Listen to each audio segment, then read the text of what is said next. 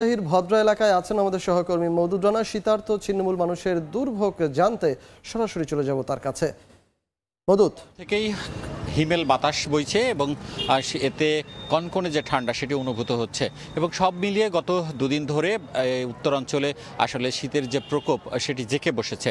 আমরা যেটি দেখেছি যে আজ সকালে কিছুটা কুয়াশা ছিল, দুপুরের দিকে সূর্যের দেখা মিলেছে, তবে সূর্যের খুব বেশি উত্তাপ ছিল না এবং বিকেলের পর থেকেই বাতাস বইছে, সে কারণেই যে শীত, কনকনে হাড় কাঁপানো শীত সেটি অনুভূত হচ্ছে।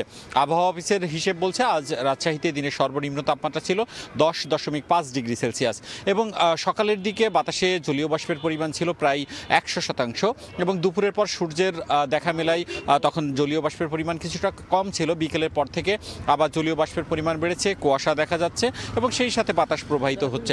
সব মিলিয়ে যে ঠান্ডা অনুভূতি সেটি আসলে বলা চলে যে হাড় কাঁপানো ঠান্ডা অনুভূতি। এবং আবহাওয়া অফিসের যে পূর্বাভাস, তারা যেটি বলছেন যে সন্ধ্যার পর থেকে কুয়াশা শুরু হতে পারে এবং মধ্যরাতে সেটি ঘন কুয়াশায় পরিণত হতে পারে এবং আজকে যে 10.5 ডিগ্রি সেলসিয়াস ছিল দিনের তাপমাত্রা সেটি আরও কমতে পারে আগামীকাল।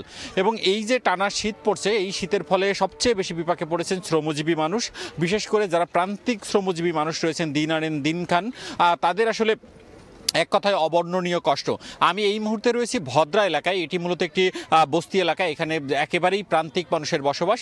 আমি যেটি দেখেছি যে এখানে তারা যে খড়কুটো জ্বালিয়ে শীত নিবারণের চেষ্টা করছেন।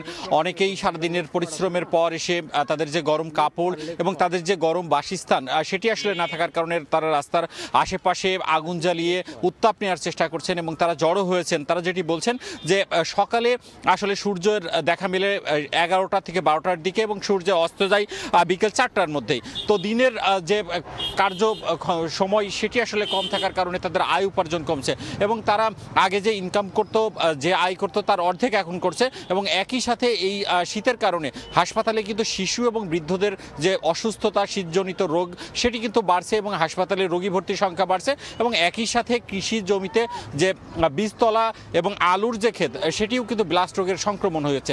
সব মিলিয়ে আসলে এই শীতে কিন্তু উত্তরাঞ্চলের যে মানুষ তারা কিন্তু অবর্ণনীয় কষ্ট এবং ভোগান্তির মধ্যে পড়েছে। এই ছিল রাজশাহী থেকে আমার কাছে শীতের সর্বশেষ আপডেট।